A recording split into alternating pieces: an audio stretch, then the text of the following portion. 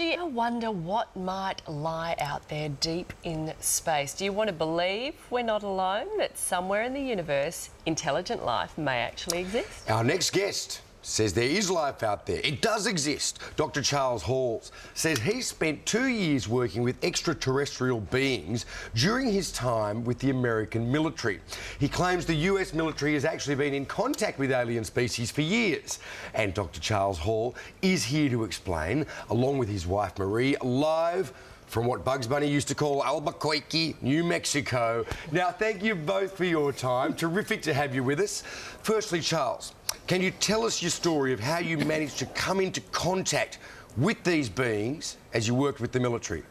I'm a Vietnam veteran, and I enlisted in the Air Force in July 1964, and I was trained as a weather observer, and I was sent to Nellis Air Force Base, Nevada, outside Las Vegas, Nevada, and for 2.5 years I was sent up to the gunnery ranges up at Indian Springs, and I was given a clearance to allow me to go anywhere in Dreamland as long as I was alone. I discovered that up there at the north end of Indian Springs Valley, which you can see on the map in the state of Nevada here in America, that there was a base which the U.S. Air Force maintained for a group of extraterrestrials who were tall and white. And I, as the duty weather observer, was allowed to go up there, or they were allowed to come down to where I was.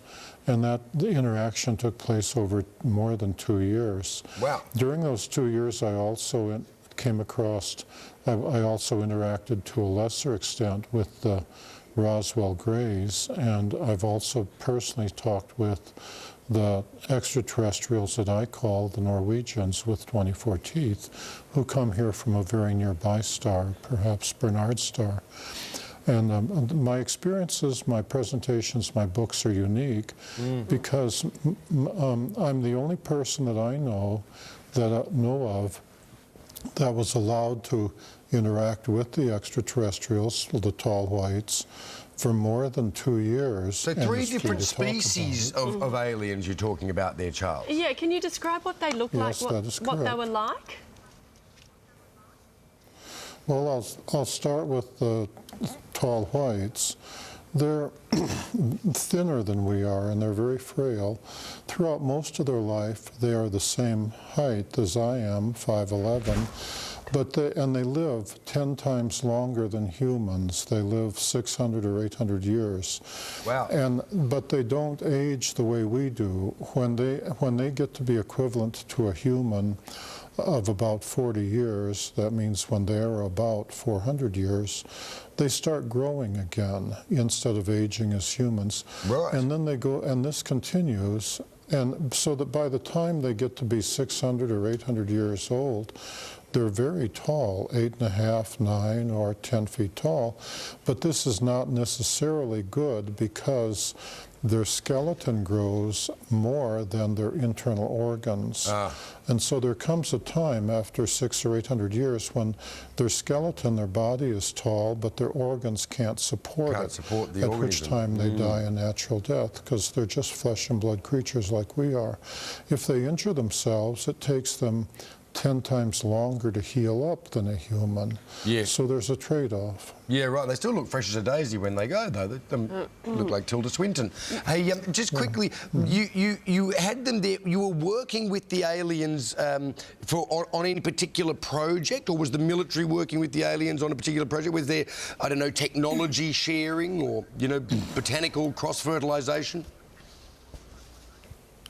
The U.S. Air Force, and I'm speaking of the mid-1960s, was willing to give them anything they asked for. When I first met them, I was very afraid of them, and every human I met when you come across them out in the desert was naturally very afraid of them, and they were even more afraid of us. It's like running into a gorilla in the wild where the gorilla is on his home ground.